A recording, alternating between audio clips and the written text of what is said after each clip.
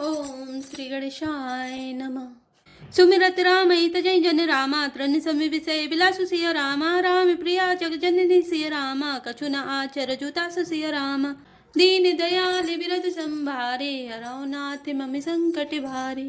अर्थात जिन श्री रामचंद्र जी का स्मरण करने से ही भक्त जन तमाम भोग विलास को तिनके के समान त्याग देते हैं, उन श्री रामचंद्र जी की प्रिय पत्नी और जगत की माता सीता जी के लिए यह भोग विलास का त्याग कुछ भी आश्चर्य नहीं है। से लखन जय विधि सुखुलाई सोई रघुनाथ करई सोई कहे कहीं पुरातन कथा कहानी सुनई लखन से अति सुखवानी। अर्थात सीता जी और लक्ष्मण जी को जिस प्रकार सुख मिले श्री रघुनाथ जी वही करते और वही कहते हैं। भगवान प्राचीन कथाएं और कहानियां कहते हैं और लक्ष्मण जी तथा सीता जी अत्यंत सुख मानकर सुनते हैं। जब जब राम अवध सुधि कराई तब तब बारी बिलोचन भराई सुमेरी मातु पितु परिजन भाई भरत सने हुसीलु से बकाई। अर्थात जब जब श्री रामचंद्र जी अयोध्या की याद करते हैं तब तब उनके नेत्रों में जल भर आता है। माता पिता कुटुंबियों और भाइयों तथा भरत के प्रेमशील और सेवा भाव को याद करके कृपा सिंधु प्रभु होई दुखारी धीरजु धरऊ कुसुमऊ बिचारी लखि से लखनु बिकल होई जाए जिमि पुरुष अनुसर परे छाई। अर्थात कृपा के समुद्र प्रभु श्री रामचंद्र जी दुखी हो जाते हैं किंतु फिर कुछ समय समझकर धीरज धारण कर लेते हैं।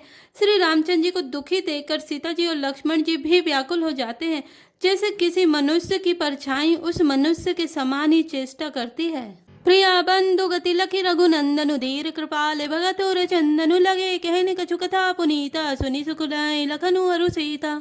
अर्थात तब धीर कृपालु और भक्तों के हृदयों को शीतल करने के लिए चंदन रूप रघुकुल को आनंदित करने वाले श्री रामचंद्र जी प्यारी पत्नी और भाई लक्ष्मण की दशा देखकर कुछ पवित्र कथाएं कहने लगते हैं, जिन्हें सुनकर लक्ष्मण जी और सीता जी सुख प्राप्त करते हैं।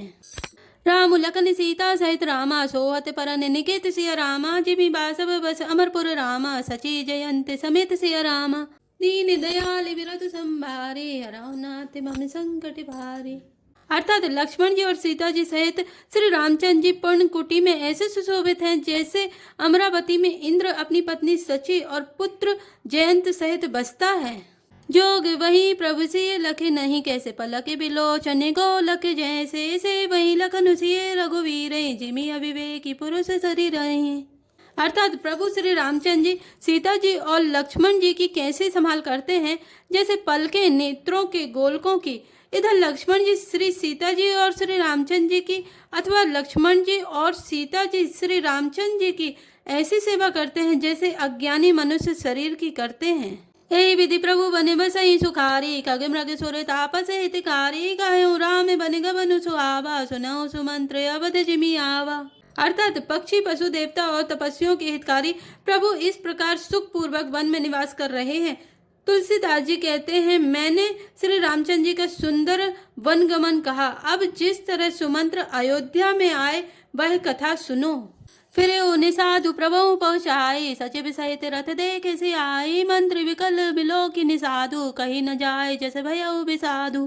अर्थात प्रभु श्री रामचंद्र जी को पहुंचाकर जब निषाद राज लौटे तब आकर उसने रथ को मंत्री सुमंत्र सहित देखा। मंत्री को व्याकुल देखकर निषाद को जैसा दुख हुआ वह कहा नहीं जाता।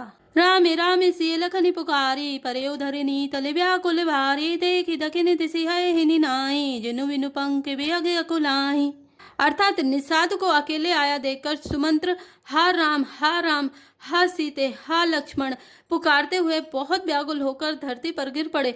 रथ के घोड़े दक्षिण दिशा की ओर जिधर श्री रामचंद्र जी गए थे देख देख कर हिनहिनाते हैं, मानो बिना पंख के पक्षी व्याकुल हो रहे हों। नहीं तृणचर ही न पिय जलु रामा मोच ही लोचन बारी सिया रामा व्याकुल भय निसाधु सब रामा रघुवर बाजी निहारी सिया रामा दीन दयाल बिरधु संभारे हरौ नाथ मम संकट भारी। अर्थात वे ना तो घास चरते हैं ना पानी पीते हैं, केवल आंखों से जल बहा रहे हैं। श्री रामचंद्र जी के घोड़ों को इस दशा में देखकर सब निषाद व्याकुल हो गए। धरि धीरज तब कहीं निसाधु अब सुमंत्र परिहरऊ विसाधु तुम पंडित परमारथ ज्ञाता धरऊ धीर लखी विमुख विधाता। अर्थात तब धीरज धरकर निषाद राज कहने लगा, हे सुमंत्र जी अब विषाद को छोड़िए, आप पंडित और परमार्थ के जानने वाले हैं, विधाता को प्रतिकूल जानकर धैर्य धारण कीजिए। विविध कथा कही कही मृदुवानी, रथ बैठा रे उबर बसे आनी, सो किस तिल रथ सकई नहा की, रघुबर बिरह पीर और वाकी। अर्थात कोमल बाणी से भांति भांति की कथाएं कहकर निषाद ने जबरदस्ती लाकर सुमंत्र को रथ पर बैठाया, परंतु शोक के मारे वे इतने शिथिल हो गए कि रथ को हाँक नहीं सकते।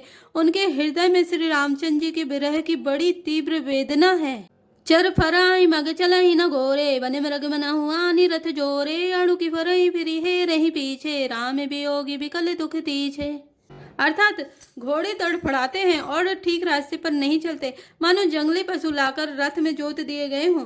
वे श्री रामचंद्र जी के वियोगी घोड़े कभी ठोकर खाकर गिर पड़ते हैं, कभी घूमकर पीछे की ओर देखने लगते हैं। वे तीक्ष्ण दुख से व्याकुल हैं। जो कह राम लखन भय देहि, हिंकरी हिंकरी ते रही ते, बाजी बिरह गति कही किमि जाति, बिनु मनि फनि की विकल जहि भांति। अर्थात जो कोई राम लक्ष्मण या जानकी का नाम ले लेते हैं, घोड़े हिकर हिकर कर उसकी ओर प्यार से देखने लगते हैं। घोड़ों की विरह दशा कैसे कही जा सकती है? वे ऐसे व्याकुल हैं जैसे मणि के बिना सांप व्याकुल होता है। भयो निषादु विषाद बस रामा, देखत सचिव तुरंग सिया रामा, बोली सुसेवक चारि तब रामा, दिए सारथी संग सिया रामा, दीन दयाल बिरधु संभारे, हरौ नाथ मम संकट भारे। अर्थात मंत्री और घोड़ों की यह दशा देखकर निषादराज विषाद के बस हो गया। तब उसने अपने 4 उत्तम सेवक बुलाकर सारथी के साथ कर दिए। गो सारथी फिर पहुँचाई, बिरहु विषादु बरनी नहीं जाए, चले अब तले रथ निषादा, ओए छने छने मगन विषादा। अर्थात निषादराज को सारथी सुमंत्र जी को पहुंचाकर विदा करके लौटा। उसके विरह और दुख का वर्णन नहीं किया जा सकता। वे चारों निषाद रथ लेकर अवध को चले। सुमंत्र और घोड़ों को देख देखकर वे भी क्षण क्षण भर विषाद में डूब जाते थे। सोच सुमंत्र विकल दुख दीना, छिक जीवन रघुवीर विहीना, रहे नान्त हो अधम शरीरु, जसु न लयो बिछुरत रघुवीरु। अर्थात व्याकुल और दुख से दीन हुए सुमंत्र जी सोचते हैं कि श्री रघुवीर के बिना जीने को धिक्कार है। आखिर यह अधम शरीर रहेगा तो है ही नहीं। अभी श्री रामचंद्र जी के बिछुड़ते ही छूटकर इसने यश क्यों नहीं ले लिया। भय अजस अगभाजन प्राणा, कवन हेतु नहीं करते पयाना, मंद मनु अवसर चूका, जहु न हृदय होते दुई टूका। अर्थात ये प्राण अपयश और पाप के भाड़े हो गए। अब ये किस कारण कुछ नहीं करते, निकलते नहीं। हाय नीच मन, बड़ा अच्छा मौका चूक गया। अब भी तो हृदय के 2 टुकड़े नहीं हो जाते। मी जिहाते सिरुधुनि पछताए, मनो कृपन धन राशि गवाए, विरिध बांधि वर वीरु कहाए, चले समर जनु सुभट पराई। अर्थात सुमंत्र हाथ मलमल कर और सिर पीट पीट कर पछताते हैं, मानो कोई कंजूस धन का खजाना खो बैठा हो। वे इस प्रकार चले मानो कोई बड़ा योद्धा वीर का बाना पहनकर और उत्तम सूरवीर कहलाकर युद्ध से भाग चला हो। विप्र विवेकी वेद विधि रामा, सम्मत साधु सुजाति सिया रामा, जिमि धोगे मदपान कर रामा, सचिव सोचे तेहि भांति सिया रामा, दीन दयाल बिरधु संभारे, हरौ नाथ मम संकट भारे। अर्थात जैसे कोई विवेकशील वेद का ज्ञाता, साधु सम्मत आचरण करने वाला और उत्तम जाति का कुलीन ब्राह्मण धोखे से मदरा पी ले और पीछे पछतावे, उसी प्रकार मंत्री सुमंत्र सोच कर रहे हैं, पछता रहे हैं। जिमि कुलीन ते साधु सयानी, पति देवता कर्म मनवानी, रहे कर्म बसे परिहरि नाहु, सचिव हृदय तिमि दारुण दाहु। अर्थात जैसे किसी उत्तम कुल वाली साधु स्वभाव की समझदार और मन वचन कर्म से पति को ही देवता मानने वाली पतिव्रता स्त्री को भाग्यवश पति को छोड़कर पति से अलग रहना पड़े, उस समय उसके हृदय में जैसा भयानक संताप होता है, वैसा ही मंत्री के हृदय में हो रहा है। लोचन सजल डीठी भई थोरी, सुने न श्रवण बिकल मति भोरी, सू कहीं अधर लागी मुँह लाटी, जियो न जाय उरे अवधि कपाटी।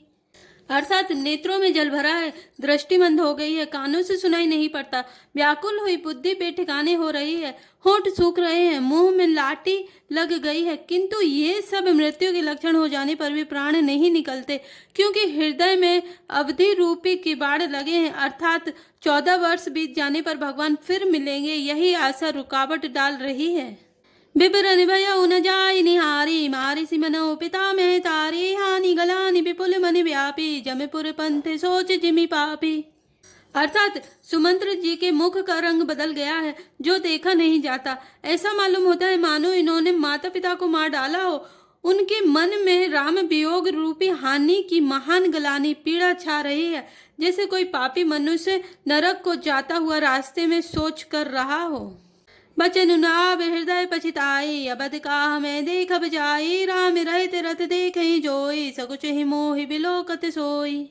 अर्थात मुंह से वचन नहीं निकलते, हृदय में पछताते हैं कि मैं अयोध्या में जाकर क्या देखूंगा। श्री रामचंद्र जी से शून्य रथ को जो भी देखेगा वही मुझे देखने में संकोच करेगा, अर्थात मेरा मुंह नहीं देखना चाहेगा।